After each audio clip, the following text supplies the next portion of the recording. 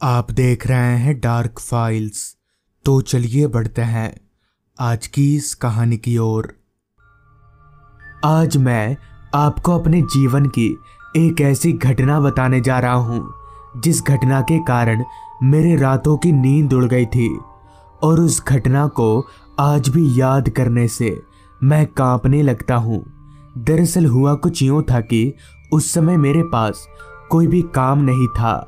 काम की तलाश में मैं इधर उधर काफ़ी जगहों पर गया, मगर मुझे कहीं काम नहीं मिला और जो इक्का दुक्का मिला भी वो भी मेरे पसंद के बाहर। तो मेरे एक दोस्त आलोक ने, जो गांव के ही हॉस्पिटल से एम्बुलेंस चलाने का काम करता है, उसने मुझसे कहा, अविनाश, तू एक काम कर, जब तक तेरी कोई अच्छी नौकरी नहीं लग जाती तब तक तू मेरे साथ काम कर।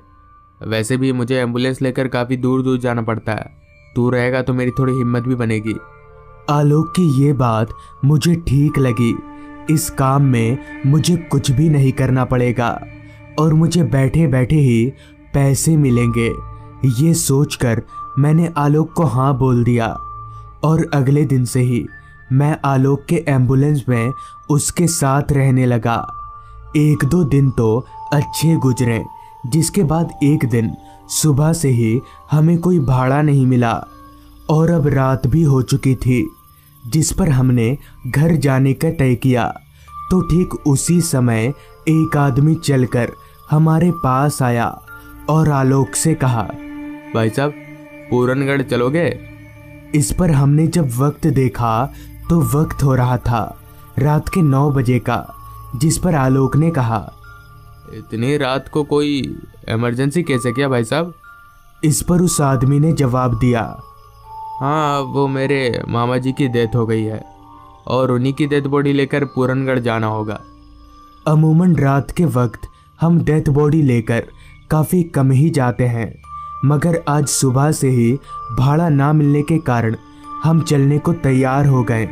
जिसके बाद हमने मिलकर पीछे वाली सीट पर डेथ बॉडी लोड किया और वो आदमी भी उस डेथ बॉडी के बगल में बैठ गया और हम गाड़ी स्टार्ट करके आगे बढ़ने लगे। हमारे गांव से पूरनगढ़ गांव काफ़ी दूर था, तो हमें वहां पहुंचने में 4 घंटे का वक्त लगने वाला था। गाड़ी चलते वक्त बार बार हम पीछे उस डेथ बॉडी के पास बैठे उस आदमी के रोने की आवाज़ सुन पा रहे थे, जिस पर हमने उसे हिम्मत देते हुए काफ़ी समझाया। ऐसे ही 1 घंटा गुजर गया और अब मेरी पलकें भारी होने लगी, मगर आलोक इस अंधेरे से घिरे रास्ते पर एकटक अपनी नज़रें जमाकर गाड़ी चलाए जा रहा था। उसके बगल वाली सीट पर बैठा मैं अपने आप को जगाए रखने की काफ़ी कोशिश कर रहा था, लेकिन देखते ही देखते मैं नींद के आगे हार गया और नींद ने मुझे अपने आगोश में कब ले लिया पता ही नहीं चला। फिर मेरी आंख अचानक से खुली तो मैं चौंक गया, क्योंकि आंख खुलते ही मैंने देखा कि गाड़ी में मेरे और उस डेथ बॉडी के अलावा कोई भी नहीं है। इस दृश्य को देखकर मैं काफ़ी हैरान हुआ। फिर जब मैंने अपनी निगाहें गाड़ी से बाहर सामने की ओर घुमाई तो मैंने देखा कि आलोक और वो आदमी गाड़ी के बाहर खड़े हैं। तो मैं भी झट से बाहर निकला और चलकर उन लोगों के पास गया और आलोक से बोला, क्या बात है, तुम लोग बाहर क्या कर रहे हो? इस पर आलोक ने कोई जवाब नहीं दिया, बस इशारे से मुझे एक पेड़ की तरफ देखने को कहा। फिर जब मैंने उस पेड़ की तरफ देखा तो मेरे होश उड़ गए।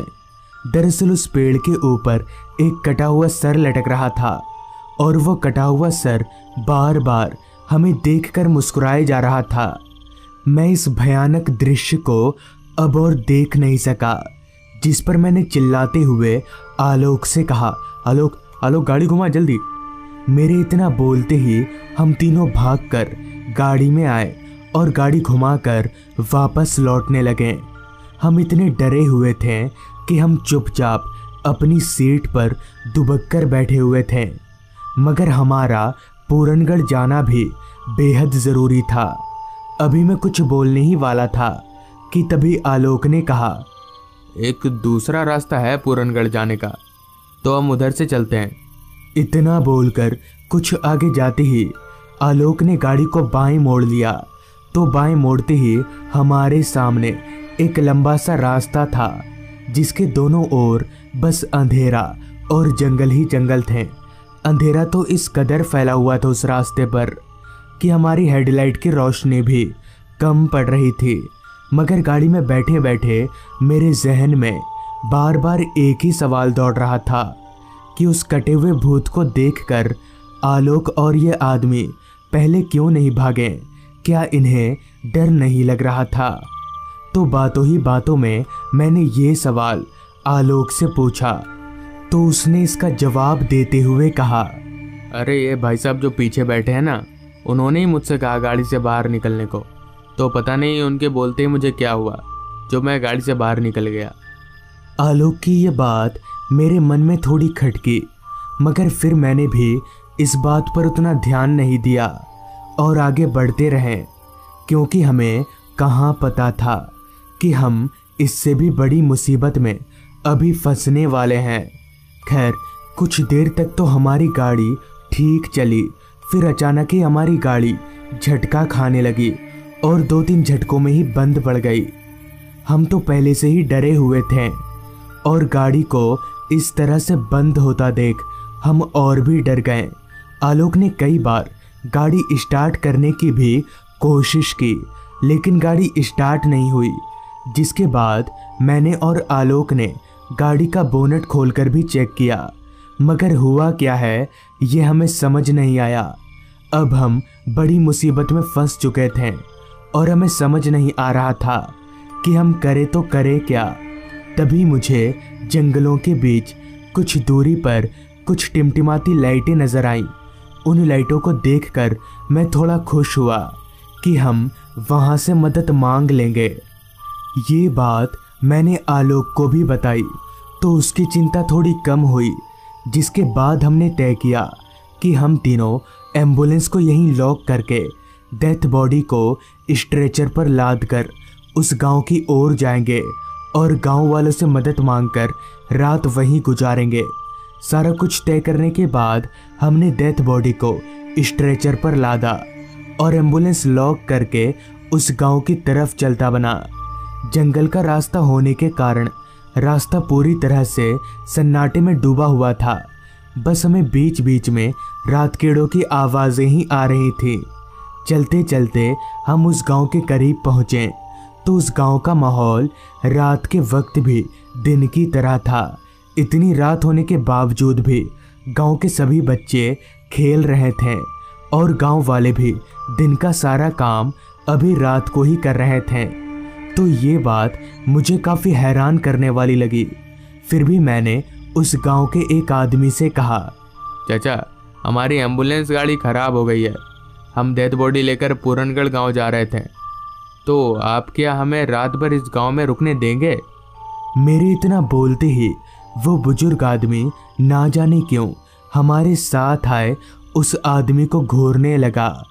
कुछ देर तक जवाब ना पाकर मैंने दोबारा पूछा, मगर फिर भी वो बुजुर्ग आदमी कुछ ना बोलकर बस डेथ बॉडी के साथ आए उस आदमी को घूरे जा रहा था। तभी एक बार मैंने जब अपनी निगाहें नीचे घुमाई तो नीचे का नज़ारा देखकर मैं जोर जोर से कांपने लगा, क्योंकि जब मैंने नीचे देखा तो उस बुजुर्ग आदमी के पैर उल्टे थे और साथ ही साथ उस आदमी के भी पैर उल्टे थे जो डेथ बॉडी के साथ आया था।